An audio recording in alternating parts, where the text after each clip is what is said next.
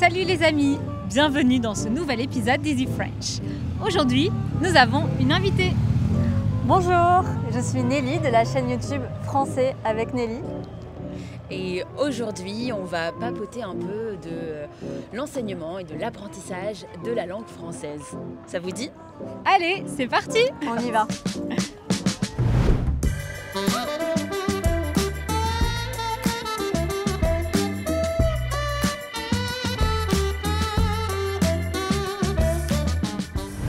Alors Nelly, tu veux bien te présenter rapidement? Avec plaisir. Du coup, je m'appelle Nelly, j'ai 28 ans et je suis professeure de français depuis maintenant 5-6 ans. J'enseigne le français sur les réseaux sociaux, YouTube, Instagram. Je suis toulousaine. Ah! On est toutes les deux du sud-ouest alors. C'est vrai, tu viens d'où? Moi je viens de Bordeaux. J'ai grandi à Bordeaux. Ah là là. Il y a une petite rivalité entre Bordeaux et Toulouse, notamment dans le rugby. Ouais. Mais bon, Mais on s'aime bien quand on même. s'aime beaucoup, on se taquine. C'est amical. Ça fait 8 ans que je suis arrivée donc, à Paris pour mes études de professeur de français. J'ai étudié à l'Université de Paris et maintenant je me consacre à mon activité d'enseignement en ligne. Donc je pense qu'on a fait plus ou moins les mêmes études parce que moi aussi je suis arrivée à Paris pour mon master. Donc c'était en 2018. Ok. Toi aussi, pas plus ou moins? Oui, c'est à peu Ouais, près ça. ouais. Mais sauf que moi j'étais à la Sorbonne Nouvelle, donc à l'époque c'était Paris 3. Ouais. Donc c'est pas la même université, mais c'est plus ou moins le même master, hein, français langue étrangère. Donc comme tu as dit, pour devenir professeur de FLE, comme on dit. Et donc je pense qu'on a à peu près le même nombre d'années d'expérience, puisqu'on a, on va dire, presque le même âge, puisque moi j'ai 30 ans. C'est quoi ton expérience avec l'enseignement du français, surtout oral, puisque c'est un peu notre sujet du jour? Alors l'enseignement du français oral, c'est un vrai sujet. Parce qu'il y a beaucoup d'étudiants qui sont très bons pour faire de la grammaire, ils comprennent les règles, ils ont besoin de ces règles. Mais quand il s'agit de comprendre le français ou de s'exprimer comme les natifs, il y a un petit blocage en général. Moi, j'ai enseigné à un public d'étudiants chinois d'abord. Donc c'était facile parce qu'ils venaient tous du même endroit, donc ils rencontraient les mêmes difficultés. Donc j'ai pu les aider à corriger un petit peu leur accent, à leur donner des conseils et à les accompagner pour s'intégrer dans la vie parisienne. Et toi, tu parlais leur langue? Pas du tout. C'est ça qui était bien aussi, c'est que de cette façon, en fait, on n'avait pas de langue commune, à part le français, donc tout se faisait en français et ils ont progressé très très vite. Dans mes vidéos d'ailleurs, je n'utilise que du français. Contrairement à nous, tu n'as pas les sous-titres en anglais? J'ai pas les sous-titres en anglais. Ok. Oui. Parce que j'ai tellement de nationalités différentes qui me regardent aussi que voilà, j'ai envie d'utiliser que le français et c'est aux spectateurs de s'adapter. Maintenant, tu enseignes à quel type de public? J'enseigne en ligne surtout, donc à des niveaux très variés, des nationalités aussi très diversifiées, hein, des Américains, des Japonais. Et donc là, on n'a pas les mêmes approches parce que pas les mêmes difficultés en fait dans la langue, dans les difficultés de prononciation et de compréhension aussi. Ouais, pour nous, c'est un peu ça aussi, hein, c'est très international. Mais c'est vrai qu'on a une majorité d'anglophones, Oui. même si ce n'est pas que des personnes dont l'anglais est leur langue maternelle. Il y a beaucoup de gens qui parlent déjà bien anglais, mieux que le français, et donc dont l'anglais est la langue de référence, on va dire, quand ils apprennent le français. Donc ça nous aide en fait à cibler aussi, à avoir des conseils vraiment personnalisés pour les anglophones. Et aussi une langue qui permet parfois de traduire, ce qui peut être utile. Moi, j'ai aussi enseigné à des gens qui ne parlaient pas anglais, dans d'autres contextes, comme des stages, pendant que je faisais mes études. J'imagine que tu en as fait aussi. Est-ce que tu as voyagé pendant ton master pour enseigner à l'étranger? Non, je suis restée à Paris, mais j'ai enseigné à des lycéens et des collégiens qui étaient nouvellement arrivés en France, donc de pays vraiment très divers. Oui. Et avec eux, j'avais comme consigne de ne parler que français. Quand on a des gens avec qui on est censé parler que français, mais qui ne parlent pas encore suffisamment bien français pour tout comprendre. Oui. C'est difficile, mais en même temps, c'est vrai qu'ils progressent très vite. Ils n'ont pas le choix. Ils n'ont pas le choix parce qu'ils doivent s'intégrer au plus vite. Ouais, c'est ça. Et donc, quels sont les défis qu'ont rencontrés tes étudiants les choses vraiment qui leur posaient problème dans le français parlé spécifiquement? Tu soulèves un point intéressant parce que la spécificité du français, c'est que l'écrit est très différent de l'oral. Il y a les lettres muettes, celles qu'on voit mais qu'on ne prononce pas. Les T à la fin des mots, par exemple. Et il y a aussi les liaisons. Les liaisons qui sont obligatoires, celles qui sont optionnelles, Oui. celles qui sont interdites. C'est très grave si vous faites une liaison interdite. C'est pour ça qu'il faut habituer son oreille, écouter beaucoup pour comprendre la musicalité et la logique de la langue. Moi, j'ai l'impression que ce qui pose beaucoup de problèmes, c'est de séparer les mots Oui. dans une phrase. Oui, oui. Parce qu'en français, il y a certains mots qu'on a tendance à vraiment agglomérer ensemble Oui. et d'autres où on ne fait pas ça. Oui. Et donc souvent, les personnes n'entendent pas ce qu'elles sont censées entendre. Ouais. Elles imaginent que c'est un mot Un seul mot, ouais. alors que c'est deux mots. Et donc, elles ne reconnaissent pas du tout le mot en question. Et ça peut être vraiment très frustrant. Et donc, il vaut mieux essayer de reconnaître des sons, de reconnaître des mots-clés, plutôt que d'essayer de reconnaître chaque mot dans une phrase. Oui. Parce que là, on va presque directement à l'échec. Alors Nelly, à l'oral, effectivement, en français, il y a beaucoup de spécificités. Je pense que celle qui, moi, me paraîtrait la plus difficile à maîtriser si j'apprenais le français, ce serait tous les mots hyper contractés. Oui. Genre un médecin, un médecin. Oui. Tu vois, ça, je pense que c'est La super dur. boulangerie. La boulangerie. La boulangerie, exactement. En fait, il y a beaucoup de E C'est les E qui sont souvent... qu'on saute. Enfin, ils sautent, on ne les prononce pas. Donc effectivement, encore une différence entre l'écrit et l'oral. Il faut s'habituer à cette prononciation. Oui, en fait, c'est vraiment qu'une question d'entraînement, d'immersion dans la langue comme elle est parlée pour de vrai, quoi. Oui, c'est ce que j'essaye d'enseigner sur Instagram, par exemple, avec des formats courts où je montre le français très scolaire et le français qu'on parle vraiment. Ouais. Il y a autre chose. Là, pour le coup, je pense que c'est assez spécifique du français. C'est carrément couper les mots. La troncation. Exactement. Bah oui, Par exemple, professeur, un prof. un prof. Ouais. Et alors ça, on le fait beaucoup. Ouais. Et je crois pas que ce soit très courant dans les autres langues. Je maîtrise pas assez les autres langues peut-être pour te donner une réponse précise. Mais oui, en français, c'est comme si on était toujours pressé, on veut gagner du temps. Donc même vélo, c'est une contraction. Télé, pour télévision, il y en a plein en fait quand on y réfléchit. Frigidaire qui devient frigo. Frigo, Ouais, complètement. climatisation, beaucoup trop long. Bien On n'a sûr. pas le temps, la clim. Même restaurant, très utilisé. Resto. Le resto. On se fait un resto. Je pense aussi à cinéma. Personne dit cinéma. On va au ciné. Et après, on va au resto. Ça me plaît ce plan. Il y a une chose qui est quand même qui est facilitée dans le français quand on apprend la négation. C'est vrai qu'en fait, à l'oral, le ne, il saute. Je ne veux pas ça, Oui. je veux pas. Ou même je veux pas, Oui. à vrai dire. Alors, je sais pas si c'est plus facile, parce que ça fait encore un changement. Oui. Je pense que ça serait plus facile pour nos élèves si on faisait pas tous ces changements et qu'on disait vraiment je ne veux pas, je n'aime pas. Mais on comprend, parce qu'il y a le pas, Oui. donc on comprend que c'est une phrase négative. C'est plus facile peut-être à assimiler, de mettre un mot en moins, j'ai l'impression. Oui, mais attention, n'enlevez pas le pas par contre. Parce que souvent mes élèves ils se trompent, ils enlèvent le pas, ils laissent le ne et ça n'a plus aucun sens. Et bien sûr, en termes de contraction, il y a tous les pronoms. Oui, Comme on vient de dire, là, je veux pas, c'est je veux pas. Je suis, c'est je suis, souvent. le son j se transforme en ch. Ouais. Tu aimes devient t'aimes. T'aimes bien, t'aimes pas. Dernier point, mais non des moindres, le verlan, Le verlan. l'argot en général. Oui. Ouais. Ça, pareil, c'est que de l'entraînement, on ne peut pas l'inventer. Il faut regarder beaucoup de films, écouter des podcasts.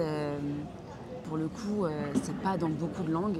Cette idée d'inverser les syllabes des mots. Oui. L'exemple que j'aime bien donner en général, moi, c'est oh, c'est fou, c'est ouf. Ouais. On inverse tout simplement la place du F. Il y a meuf, enfin pour une femme, on inverse qui devient meuf. Ouais. Alors c'est pas une inversion vraiment Parce que ce précise serait parce meufeux. que voilà. C'est quelque chose qu'on s'était dit aussi avec Hélène, c'est que le verlan, on ne peut pas l'inventer. On ne peut pas prendre un mot et essayer de renverser les syllabes. Il y en a qui sonnent bien, il y en a qui sonnent pas bien. C'est vraiment à l'oreille. Ouais. Et il faut savoir lesquels on a le droit d'utiliser et lesquels on n'a pas le droit d'utiliser. Moi j'adore la créativité, donc pourquoi pas, mais ne vous amusez pas à vouloir dire restaurant en verlan. C'est du temps perdu parce que personne n'utilise ça. Par contre, mes élèves me disent souvent, mais est-ce que c'est utile d'apprendre ça? J'ai l'impression de perdre mon temps, d'apprendre encore une langue. Ça s'arrête jamais. Moi, je leur dis que c'est utile de le comprendre, surtout, pour pouvoir comprendre les films et les séries, et même le français qu'on parle entre amis. Pas forcément l'utiliser parce que ça pourrait faire un peu bizarre. Je sais pas ce que tu en penses. C'est une vraie question et ça revient beaucoup dans les commentaires. Une fois, on a fait une vidéo sur 10 expressions d'argot, c'est ouf, je suis crevée, ce genre de choses. Et dans les commentaires, il y a des francophones qui ont dit c'est une perte de temps, n'apprenez pas ça. Si vous êtes étranger et que vous utilisez ces expressions d'argot, vous allez sonner un peu bizarre. Oui. Oui et non. En tout cas, comme tu dis, je pense que c'est important de les connaître pour les comprendre. Il faut quand même accepter que le français, c'est pas une langue figée. On aimerait bien qu'elle soit toute belle comme dans les livres, mais en fait, parfois, il y a effectivement des mots d'argot, des mots de verlan qui se glissent comme ça dans le discours. Et je pense qu'il ne faut pas le combattre. Et en plus, c'est une langue qui évolue et c'est ça qui la rend belle et qui est beau. C'est qu'elle n'est pas figée et tous les ans, on ajoute de nouveaux mots, on en fabrique. C'est une langue très créative aussi. Complètement. Et il faut suivre son évolution et pas parler le français du XVIIe siècle. Ça sert à rien. Alors, c'est quoi tes ressources préférées, ou en tout cas celles que tu conseilles le plus souvent pour apprendre le français authentique, le français parlé? La question est tellement vaste que j'ai écrit un livre pour ne plus avoir à répondre. Ça s'appelle « Le français naturellement ». Il est parfait si tu veux apprendre le français de manière naturelle, justement. Et je donne toutes mes recommandations de livres, de musique, de séries, de films. Une bible, en fait. Mais c'est la Bible pour parler français naturellement. Vraiment. Merci, je suis flattée de la comparaison. J'aurais pas osé, mais oui. Moi, je recommande vraiment de trouver surtout quelque chose qui vous plaît. Peu importe la ressource, finalement. S'il y a un style de cinéma qui vous plaît, s'il y a un certain chanteur, eh bien, plongez-vous à fond là-dedans. Écoutez un maximum. Essayez de chanter avec le chanteur. L'essentiel, c'est de prendre du plaisir à le faire. Du coup, votre mémoire va mieux fonctionner et vous allez mieux parler. J'en suis convaincue. Ce lien émotionnel, ça permet parfois de vraiment progresser plus vite parce qu'on associe à des sentiments qu'on peut ressentir quand on écoute la chanson ou quand on regarde le film. Donc ça, c'est un super conseil. Certains d'entre vous aiment bien qu'on leur donne des titres. Oui. Par exemple, nos films préférés, nos chanteurs francophones préférés. Donc, j'aime bien parler de la saga de Cédric Klapisch. Donc, ça commence par L'Auberge espagnole. C'est des films, plutôt des comédies. Il y a un peu de drame, mais c'est plutôt des comédies. C'est très grand public. Ça a plu à énormément de gens. Je sais que j'ai eu beaucoup de retours positifs sur ces films. Donc, avec ou sans sous-titres, comme on veut. Moi, j'aime bien recommander des films ou des séries qui se passent à Paris. Parce que la culture et l'environnement fait aussi partie de l'apprentissage d'une langue. Donc par exemple le film Amélie, en français Le fabuleux destin d'Amélie Poulain, qui se passe à Montmartre. On a aussi la série Lupin qui a eu beaucoup de succès, que j'aime bien recommander.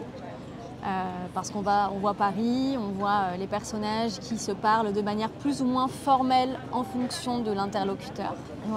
Après, il y a aussi les podcasts qui sont une ressource vraiment populaire chez certains. Où là, on se concentre vraiment sur la pratique audio, on n'a plus le visuel pour s'aider. Oui, personnellement, en tant qu'apprenante d'anglais et d'espagnol, j'aime pas forcément utiliser des podcasts. J'ai besoin de l'appui visuel pour mémoriser et pour m'immerger. Encore une fois, voilà, c'est selon les préférences de chacun.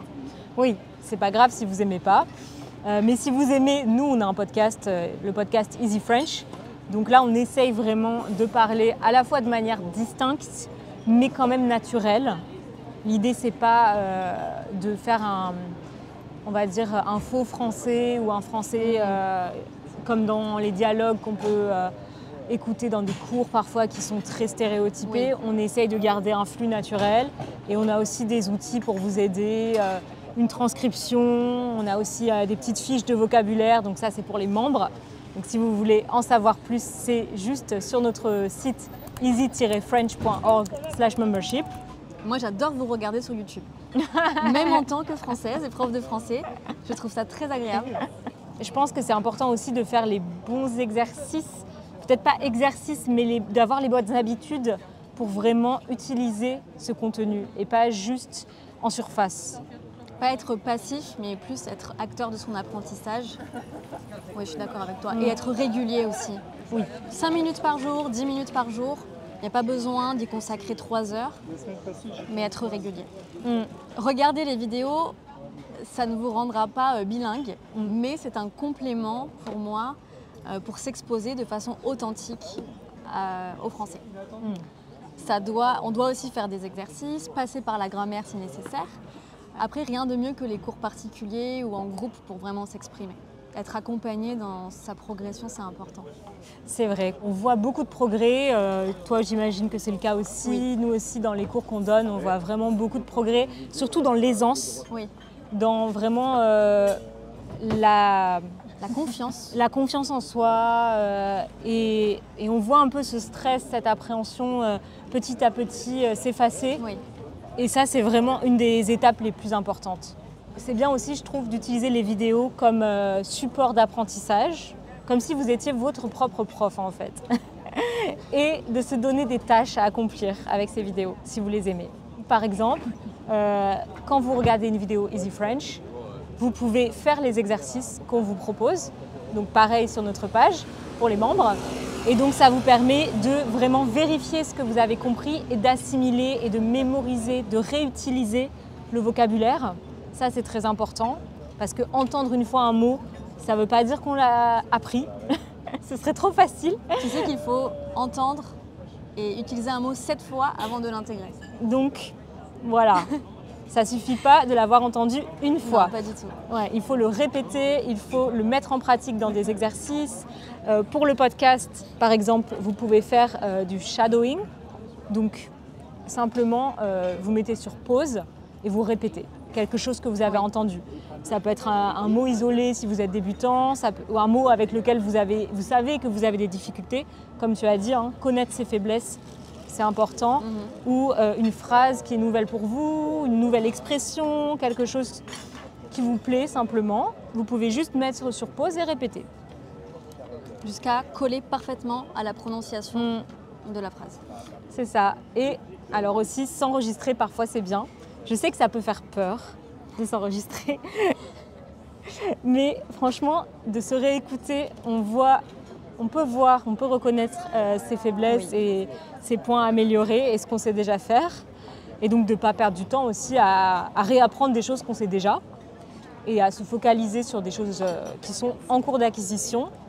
Donc nous, par exemple, on propose aux gens aussi qui sont sur notre plateforme de nous envoyer des messages vocaux pour répondre aux questions qu'on a dans les exercices liés aux vidéos, pour donner leur avis sur une vidéo, par exemple. Et on essaie de leur donner du feedback. Et ça, je pense que c'est un exercice vraiment hyper utile. Oui. Tu t'enregistres parfois dans des langues étrangères ? Je l'ai fait à l'époque. Et souvent, alors c'est impressionnant à faire comme tu dis, mais le résultat est moins pire que ce qu'on imagine. Non mais on imagine tout le temps qu'on parle très mal, que c'est une catastrophe. Alors que non, en fait, c'est parfaitement compréhensible, perfectible, mais c'est pas une catastrophe, jamais. On a son petit accent, qu'on n'est pas obligé d'effacer. Qu'on aime, qui fait tout le charme. Ouais, les gens sont plutôt bienveillants et ne vont pas être choqué ou critiquer ou se moquer. On est beaucoup plus sévère avec nous-mêmes que les autres ne le sont. Alors concrètement, Nelly, est-ce que tu as des exemples de choses qui ont aidé tes élèves à soit apprendre le français, soit à gagner confiance en eux pour se lancer dans l'apprentissage?